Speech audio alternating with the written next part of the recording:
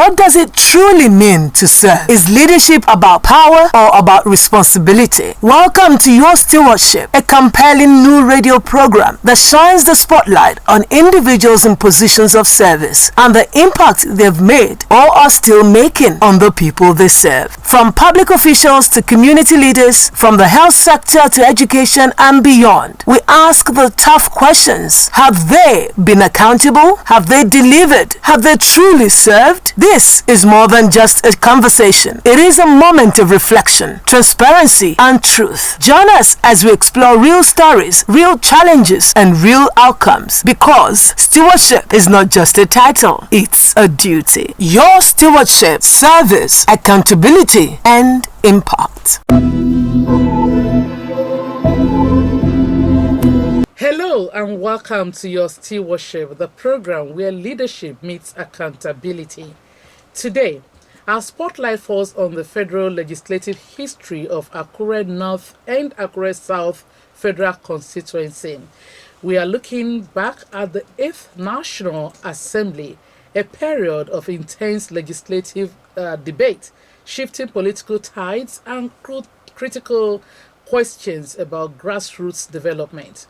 Our guest is a veteran of the legislative chambers, both at the state and federal levels, from his early days as a clerical officer in the state civil service to handling the purse strings of Ondo State as the chairman of the House Committee on Appropriation in the 4th Assembly. He has walked on the corridors of power. Between 2015 and 2019, he held a mandate of the Akure people in Abuja. Please, welcome to Your Stewardship, the former member of the House of Representatives, Honorable Afe Olowokere. Great to have you join us. It's a pleasure being with you. All right, let's dig deep now. Before politics, who was Afe Olowokere? Thank you very much. Afe Olowokere was born in Akure some years back to the family of Ba Johnson Olowokere, Mama Mary Olowokere, and thereafter I had the opportunity of attending schools. Early primary school, Yemekun Grammar School, University of Ife, then Obafemi Awolowo University, and finally I had the opportunity of attending Leeds City University, where I bagged a degree in public administration. Okay. So, and in addition, I've had the opportunity of working, as you have said, as a clerical officer, and later as a program coordinator with UNIFEX, the consultancy unit of Obafemi Awolowo University. That was what I was doing before venturing into politics. So what experiences in your childhood shaped your worldview and your leadership philosophy? Thanks very much, my sister. Those days, my father was a community leader, a very respected community leader. God endowed with wisdom. So our first experience with the man was that he always settled quarrel, between and among people in the community, and he was providing that kind of leadership. So, and was made a patron of so many community associations. So we see people gravitating towards our dad, and that is one. Then the second one that shaped my own life is at a time I was watching the live story of Nelson Mandela, and the way was handling you attending to the less privileged really inspired me. So that too. And later, I would say that another person, that again really shaped my political philosophy is the life and style of Chief Ruben Fashionoti. When he was a commissioner for finance in 1979 under the administration of Adekule Ajashin as governor, they were very honest, very committed people. That service was their priority, service to the people. So what that, Baba is from Akure, and I was at the start of my political career very close to him. So he inspired me a lot that I decided that my priority to politics would be service to the people and not the issue of money or whatever. So the first experience is for my dad, the role he played while then that of my contact with Nelson Mandela, his life story, how he was defending the people before he was jailed, and even while in prison, still affecting the lives of the downtrodden, the less privileged. So that really inspired me. And sincerely speaking, I would say that when I started my own political career as councillor in 1991 to 1993 in Akure local government, that was my first inspiration.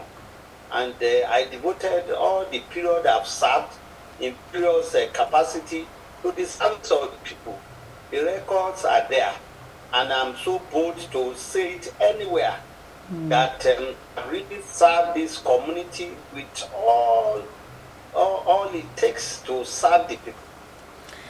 Wow, you saw the civil service from the bottom, at least as we've established. You worked as a clerical staff, and decades later, you sat at the top of the National Assembly. So how much of that original grassroots civil servants survived the Abuja political lifestyle that you later ventured into? Or did the Abuja bubble change your perspective on what ordinary citizens truly face? Because some people, once they start from the humble background, and when they get to be on the top, the top changed them. Did you have that experience? I did not. I did not. The reason why I did not have that experience, one, is because to the glory of God, I'm a born-again Christian, and I'm a pastor. So all that people in politics do indulge in, I do not. I don't drink beer buy for people. I do not use it to camp. You served as the Appropriation Committee Chairman in the State House of Assembly during the Alliance for Democracy era, and later went to Abuja under the All Progressives Congress (APC). Looking back, when is a lawmaker truly independent? Is it easier to serve the people when you are managing state funds at home, or when you are fighting for a slice of the federal cake in Abuja? well, let me say this. I must confess to you that when we started this republic in 1999, the members of the legislative arm were relatively independent. At least when I was a member here in 1999-2003, we were independent to some extent, in that We contested the election by ourselves. We sponsored ourselves. And when we got to the House of Assembly, we had the courage, the willingness to even carry out oversight over the activities of the executive. I remember then that there was an issue that involved our governor then, and a panel was set up. I was the chairman of that panel.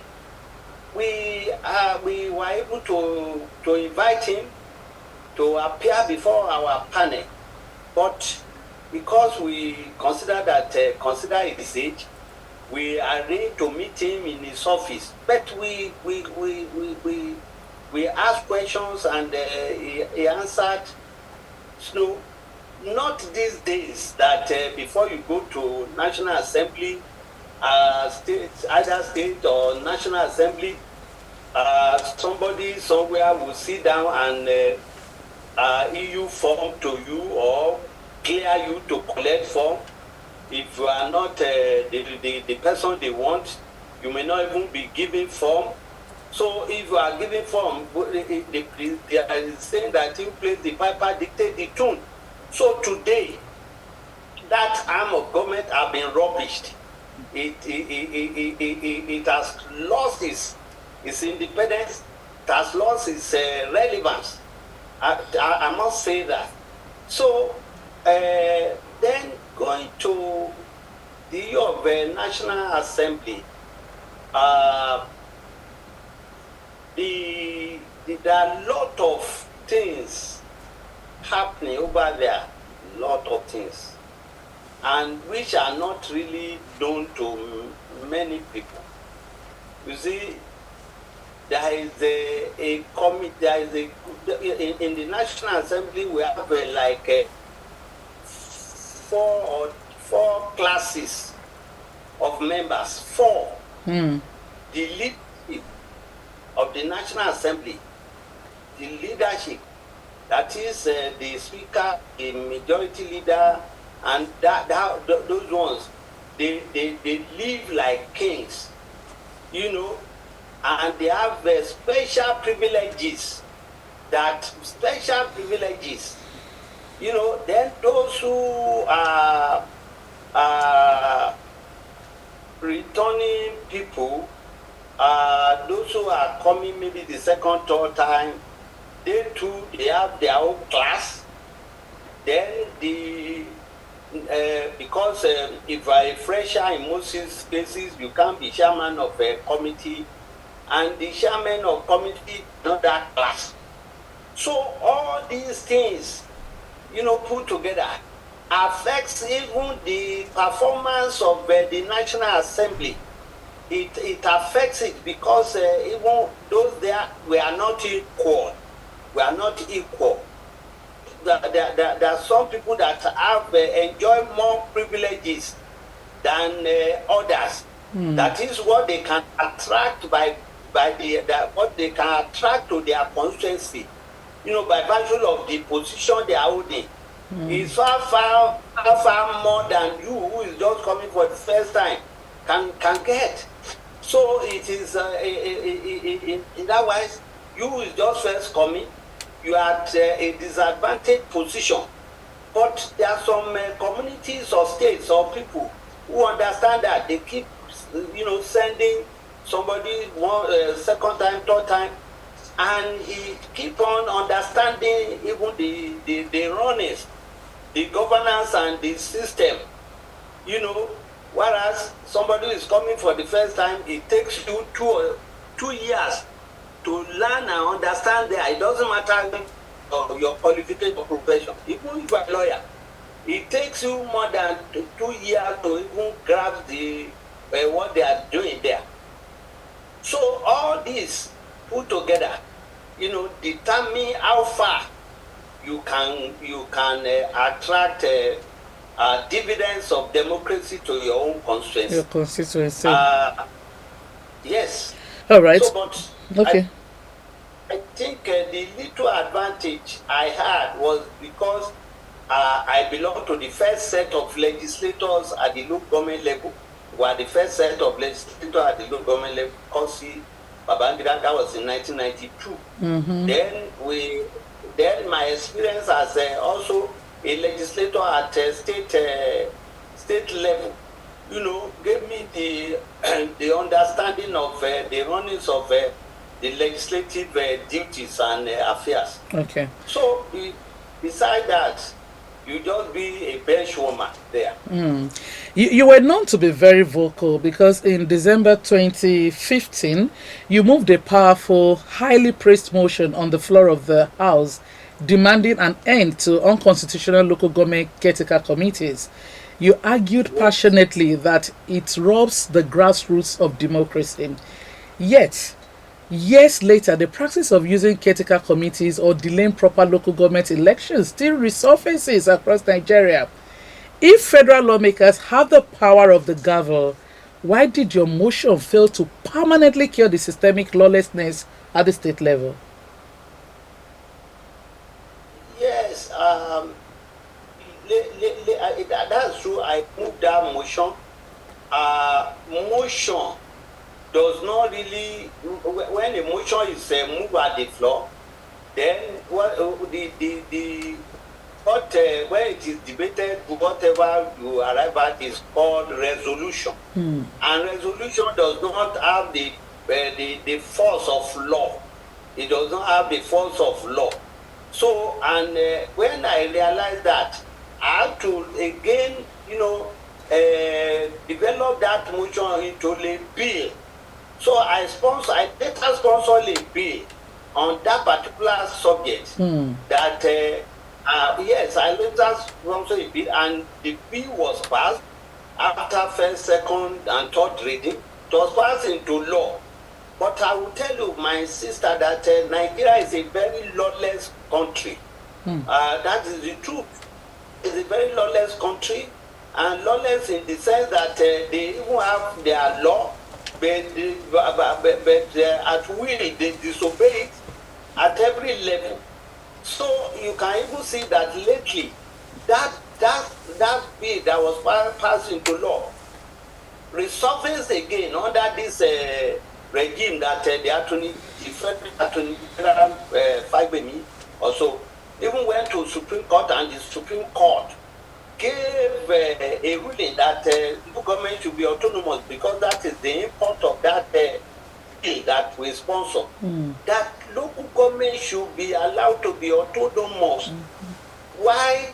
Because when somebody run the local government through a caretaker system, which is an amorphous system, very strange to the provision of our constitution, it pleased the governors to be doing that, so that those people will not be accountable to the chairman of local government through caretaker system will not be accountable to the people. They will only be accountable to the governors. And when they're not accountable to the people, then you should not expect anything from them. So even despite that, the Supreme Court has even given a ruling that no government should be autonomous and derive its allocation directly from federation account, some state governors are still, willingly or stubbornly, they are still not implementing that. We heard that in some states, when the local government allocation is paid to the local government, they have a way of paying that money back to the state cover again. I heard that when that is done, then the governor now will dole out some stipend to the chairman of local government, and the remaining, they use it for their own purpose. So, not that these laws are not there, but of course Nigerians will always want to circumvent something that they feel that will not be in their own interest, especially the powerful people in position of power. Exactly. You just mentioned it, the powerful people in the position of power. When we have lawlessness at that high level, how then are we expecting the ordinary citizens to be lawful? All right, let's move on. During your time in the 8th Assembly, you raised urgent motions regarding the wave of kidnapping and insecurity rocking the borders of Ondo and Ekiti states. You asked for federal intervention, but to many residents who ply those roads today, things did not improve. They got progressively worse after that era. Those motions, did they accomplish anything tangible, or were they just eloquent speeches for the legislative record? And we know that right now the spate of kidnapping and banditry in Nigeria has increased tremendously. Well, thank very much, my sister. It is the under a presidential system of government that we have, that we are running. It is the duty of the legislative arm to make laws, resolutions, laws, and that's one of their primary duties. And to carry out oversight duties, and again to influence dividends of democracy to their constituents. So it is our duty to make laws. We have been developing, as you said, this kidnapping thing of a thing, this banditry and kidnapping was just starting that time. And we were as a very sensitive and responsive representative then. We were trying to call the attention of the executive under Buhari to that evil Practice. evil enterprise of these kidnappers. So calling the attention, this thing had to be nipped on the board immediately. That urgent action had to be made. But because that government was so insensitive to the plight of the people, that very government was so insensitive to the plight of the people, and was not really responsive to that have negative and adverse effects on the well-being of the people and their security. This thing continued to fester. It continued to fester, and today it has become another thing. It has become another thing. You can see that was in 2015 or 2015. that I made that motion. I remember I raised 19 motions on the floor of that house. 19 motions, even as a first timer, and I sponsored the 6 bills that were passed into law. So it is not that that thing does not has its usefulness, but those that supposed to implement that the implementation will have been useful, because if that had been nipped in the bud that time, then what we are having today will not have been our experience at all. But the executive arm of government that's supposed to beef up security and do the needful fail woefully to do that. And in fact, to some extent, we were hearing some quarters that even that government was complicit in the whole activity. So that's it. So those who are saying that our problem in Nigeria is not about the laws, it's about the implementation, I guess they're right. Course, that is it. It's not about the law. Let me say this, my sister. There was a time that some doctors, I think they were traveling from Ondo State to attend the NMA, Nigerian Medical Association's meeting in Sokoto. So, just some distance, kilometer to Kaduna, they had an accident. And before they could get to hospital, from that point, it took about 50 kilometers. some of them that will have survived died. And in fact, almost all of them died. And with that incident, I raised the motion at the floor of the house that to be mobile clinic along the highways, mobile clinic. And in fact, on that particular motion, the Nigerian Federal Road Safety, they organized a public hearing. I mean, there was a public hearing. The House organized a public hearing on that particular motion, and FRSC and those other stakeholders on the issue of road were invited. It was a celebrated motion because that if we have highway clinics, mobile clinics along the highways, that in case of an unfortunate incident like that, they will be able to provide first aid treatment to such people, victims, and save their life. It was a celebrated motion. Was it implemented? No. It was not implemented. So it is not Nigeria. Our problem is not about the law. We have so many laws that the dust is even over them. They are kept. No implementation. So implementation is our problem. Not the laws. All right, Honorable, records show that even after leaving office in 2019, you returned to the constituency to commission motorized boreholes, town halls, and drainage channels. While some praise this, some critics ask a valid question.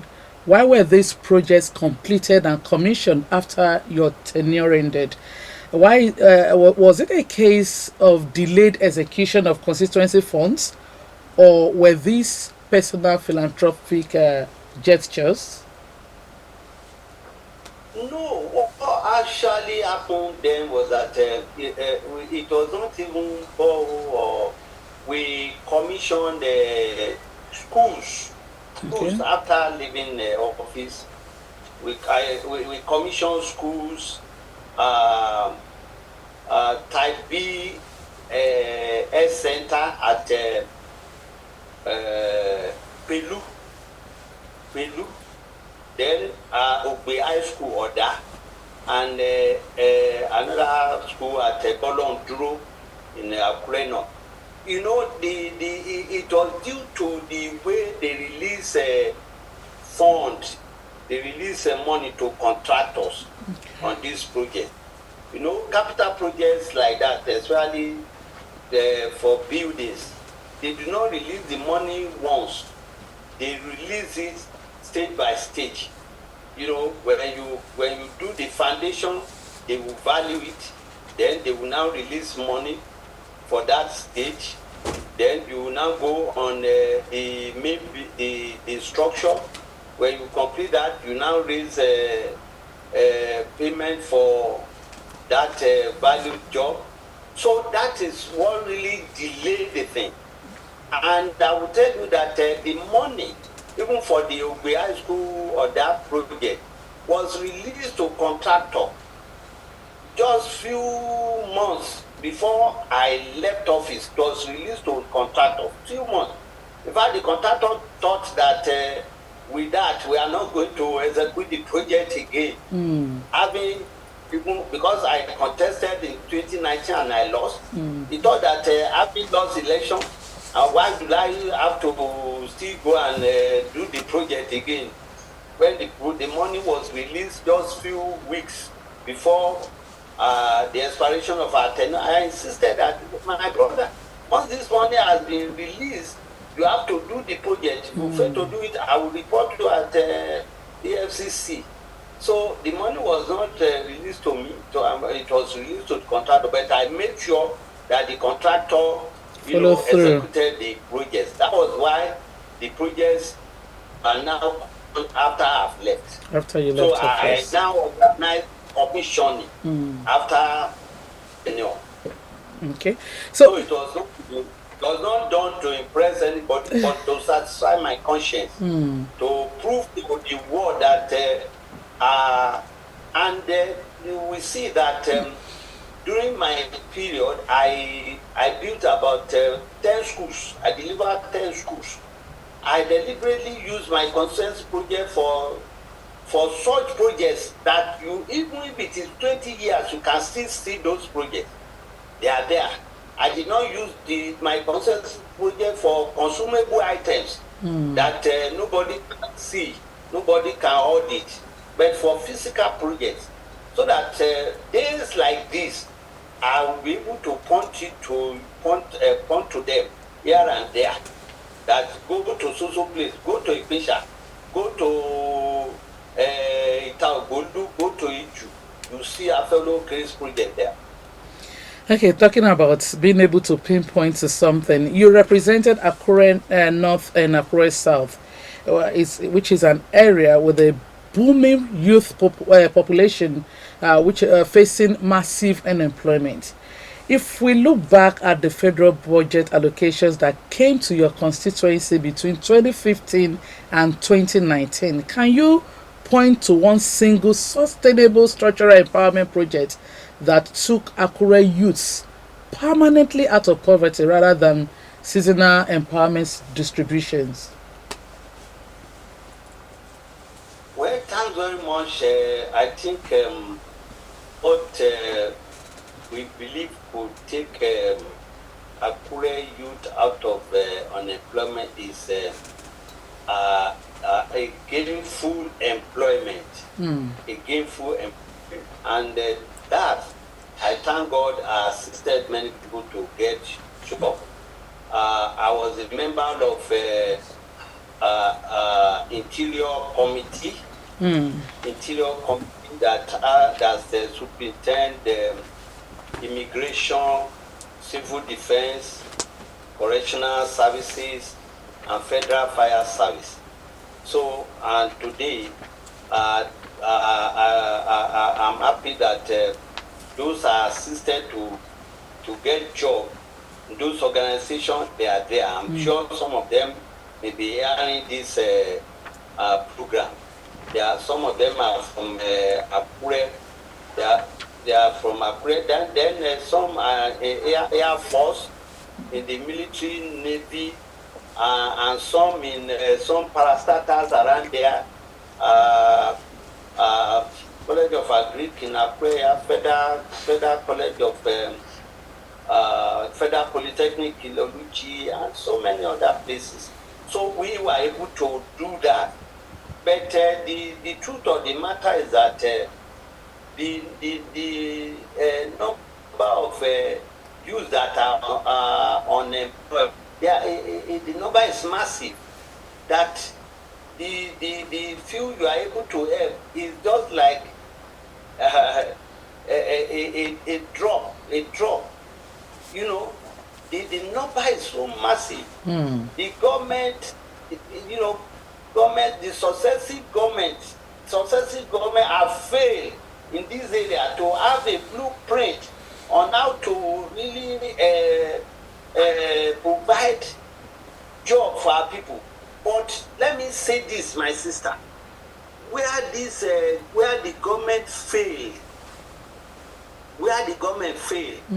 the area where they have failed is in the area of not encouraging the private sector to thrive. Why? I mean, how? During the period of Chief Adekunle Ajasin and Baba Fashionti that I mentioned the other time, earlier, just 4 years. They spent just 4 years. During that 4 years, they established more than 15 private government establishments, government industries. Let me put it that way: government industries.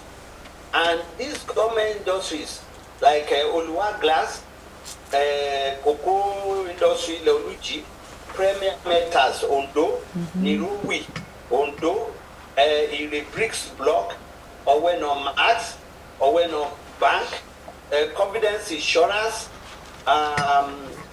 Adekunle Ajasin University, it was University of Ondo State University. there. But the successive government, I'm just taking the example of Ondo State now. The successive government, starting from the military government that took over, they have destroyed all those establishments that do engage people. Now, the period I'm referring to, more than 60% of people looking for jobs do take up jobs with this public, government or private establishments that are not majorly civil service. But those that are taking civil service employment were not more than 30% or even 25%. The rest will go to self-employment. About 65 were being engaged in private or public government public industries or establishment. Those ones have been destroyed, they have been killed. And since that is why this massive unemployment is the order of the day. All right, thank you, your Honorable. You're tuned to your stewardship on Orange 94.5 FM and OSRC Television, wherever you are following us from. Thank you for being a part of the program. We'll take a moment and we will return. We'll continue with this conversation. Please don't go away.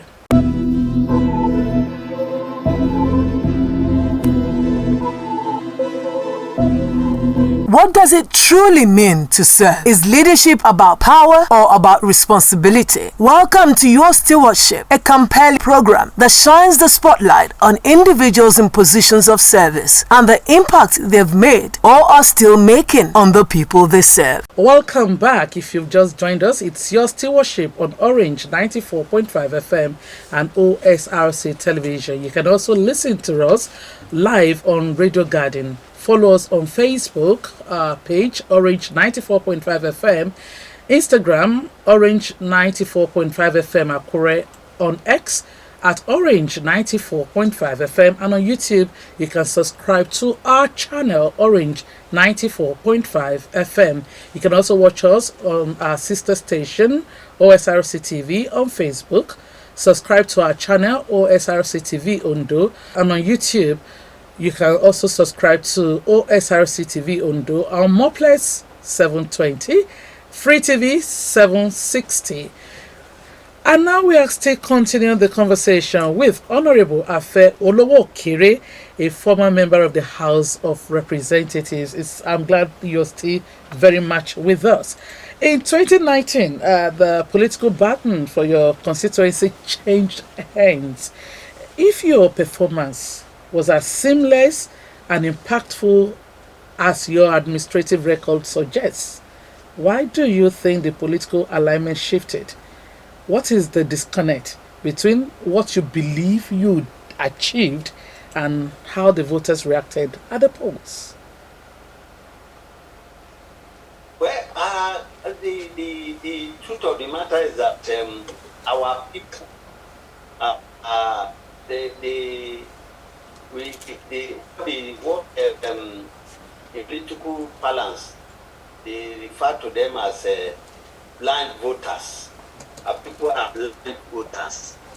Blindness in the sense that once they want to just fall in love with a political party, they fall in love with a particular party, or if they are fed up with a political party, they do not have the sense or the ability to distinguish or differentiate those who have performed from those who have not, and be able to do selective voting.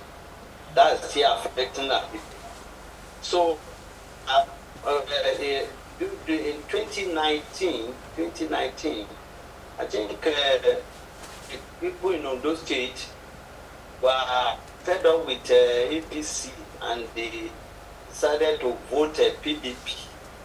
So, because if you see the trend of that election in Ondo State, at the presidential election in Ondo State, and my party also lost the senatorial election, and I too lost the House of Representatives election. The two elections were held the same day, So that is called blind voting.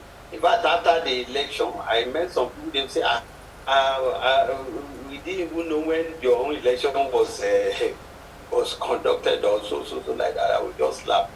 So, and we are having a very serious issue today. The serious issue that we're having is that today, basically, if we will be honest with ourselves, there is nothing differentiating parties from one party from another today. You're talking about party ideology. There's no party ideology anymore. Party ideology and programs, unlike what it was during the Chief Obafemi Awolowo UPN and MPN. During the UPN days, we up to today, we can still recite their programs and where they teach to in the ideological spectrum. That there's 4 cardinal program of free education, free health, integrated rural and employment. Those are the 4 cardinal programs of UPN. Free health, free education, integrated rural development, and gainful employment. The MPN were saying that they want to do qualitative education, free house for everybody, and that's what brought Shagari village. So now you can use that to differentiate them that, okay, this one is a social welfareist party, this one is a capitalist party. But today, I make bold to say, even though I'm a member of APC, but I make bold that there is no program that you can identify with any political party today. People who have been coming to govern us are coming with their own personal agendas. You know, you see this governor has a 7-point agenda. 3-point. Yaradua, when he was president under PDP, said he has a 7-point agenda, different from agenda of his predecessor, Obasanjo data. So this has just become a shadow of itself, and you know, with that, people are not even given opportunity to make the right choice again. You know, when there is not what you just vote because your own program, because that's just the thing. It has been reduced to such a level, and it is unfortunate for the progress and development of this nation. No ideological belief, no clear-cut programs that this is what we want to really do for the people. That on that note, people can now call you onto accountability. That you promise this, you promise that. You know, government turning road, providing whatever. These are basic duties of the government. There is nothing there that turning road they are doing this. These are basic responsibility of the government. There is something so sharing that they are clapping for government doing the turning road. That does not even show if activities of government is just limited to turning road, providing water, or these basic things. It even shows that those in the health of affairs do not have any initiative to design a new thing and to look outside the box, to do new things. You know what the Chief Obafemi Awolowo did as a premier of a Western region. So many things that they did.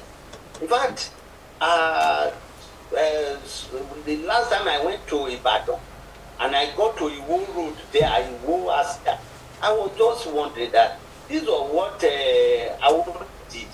Nobody have been able to come out and redesign that place to this transportation movement there.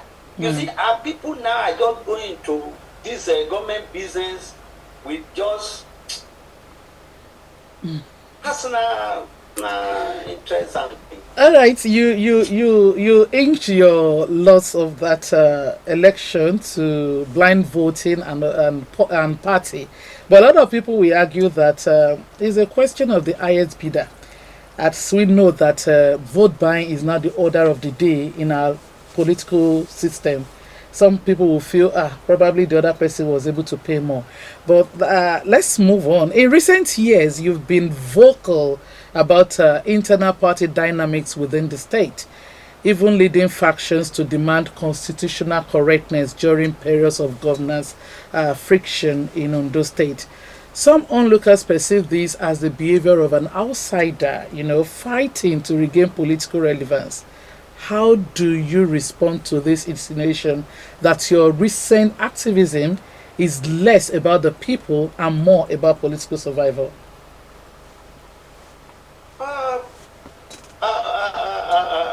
I want to appreciate God. Those who want to, those who are looking for political survival in this era, all they do is that they revert themselves to psychophancy, and they become psychophant. They become praise singers. That is what they do. I'm not cut out for that. God has blessed me, and I'm contented. I do not do that just because I want recognition or I want any invitation. But I will always say the right thing. Do you know that during the Baba Ade Farati regime, when I was a member of Ondo State House Assembly, I was among those that were criticizing that government objectively then. And the party had discipline. Party had discipline and structures of discipline that time. I remember that 3 good times that we had issue with the governor. That's Baba De Farati, members of Ondo State Assembly during our own that we had issue with the leadership of the party, because the leadership of the party, they are on one side, the governor, then the members of assembly. We were invited, the leadership, they invited Baba and they invited us. But today, such a thing have even been destroyed by handing over party affairs, party administration and governance to the governor of a state as the leader. And if the governor there is nobody to report him to. And today things have become so bad that they are now behaving like a teen god, the governors. We shouldn't be. But during our own time, when this dispensation started, I'm able to say it, parties at all levels as leadership that is outside of the governor. The governor is an errand person. He's sent to one ránṣẹ́ náà ni. Ó dẹ̀ tó ń ṣe sọ nílẹ̀ Yorùbá pé ẹni tó bá ránṣẹ́ ó lé ẹni tó máa wá jẹ́ àbọ̀ fún. But who is the governor reporting to today? But during the Baba De Farati regime, during our own time, we have the leadership of the party, the light of Chief R.F. Fashionality, some other Babas, Chief Falai, there's one Baba Falade from Irun, there's the chairman of the party. They are from different local, the leaders, they call them the elders council. They were the leaders of the party. And when things wrong, they were the ones that will intervene, even between the governor, the legislators, because the legislative arm was playing its role. Its role, as they should be. Performing oversight function. Yes. I want to tell you, just like as you have said, as a chairman of an appropriation committee, that time I have to reduce allocation given to government house and protocol. I reduce it in flow of at our committee level. and we add to the allocation of OSEP, because we said that they were performing function that will benefit the people. We increase their own allocation and we will reduce that of 1,000 protocol. All right, Honorable. Who is not a member now that can do that now? Honorable, we can go on and on, but by way of rounding up, I must ask this question. You famously ran an annual accountability program during your tenure titled My Stewardship. Incidentally, that is the name of this program, Your Stewardship. Now that you are out of the green chambers, let's grade that scorecard. What is the single undeniable legacy that Afe Olowokere leaves behind for the average child growing up in Nigeria today?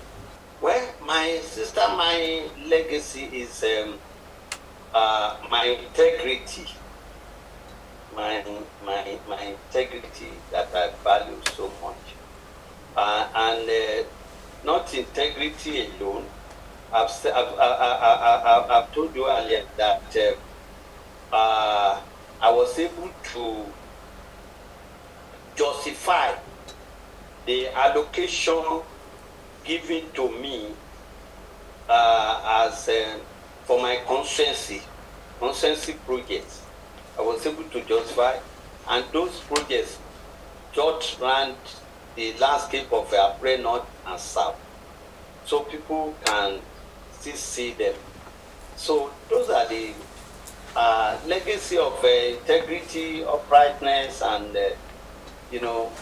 that's what we have left for. Just as I'm referring to at least Baba now. Yes. Baba, we thank God Baba not celebrated 100 years. He's still alive. Yes. And people like us are celebrating for that value, for that legacy of honesty and integrity. Thank you, Honorable. And that brings us to the close of today's intense session on Your Stewardship. We have looked at the motions, we have questioned the execution of the mandate, and we have put the stewardship of the Akure North, Akure South Federal Constituency under the microscope. Leadership is never just about the years spent in the hallowed chambers. It is about the echoes left behind in the lives of the ordinary citizens and who are on the street of Akure and beyond. Our thanks to our guest, Honorable Afe Olowokere, for sitting in the hot seat today and accounting for his time in the public stage. Thank you very much, sir. It is my pleasure. Do join us again some other time when we'll bring another custodian of public trust to account for their ledger of service. Until then, remember, a society that does not hold its leader accountable will eventually be led by those who care nothing for responsibility. Special thanks to my producer, Femi Ayikomilogbon, and the associate producer, Obi Chukwemeka Oti. Also to the crew member for a job well done. I am Remy Allen. See you some other time. Bye-bye.